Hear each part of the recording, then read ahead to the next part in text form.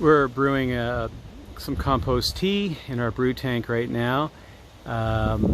So the blend that I use is compost. First of all, there's a nylon bag that's on the top of this, pointing in the right direction, of this brew tank, and it's filled with compost, and it's bubbling within the bag and on the bottom of this tank. It's filled with water, about 300 liters of water with air bubbling through it. But we also add a little bit of kelp and a little bit of what's called Organomex, which is a beet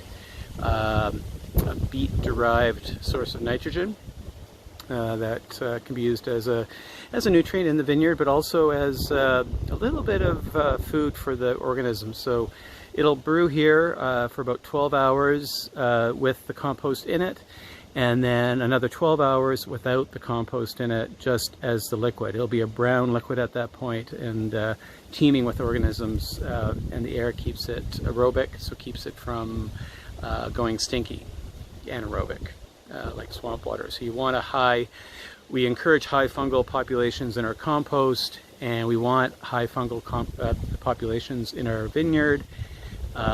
So by doing with aeration, we're avoiding bacterial populations and further encouraging more fungal populations. It's all about inoculating the soil, inoculating the leaves with beneficial organisms, so that the living soil is always thriving.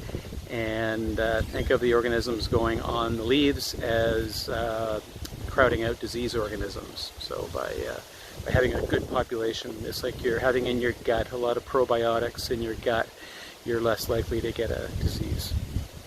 So compost tea brewing, there you go.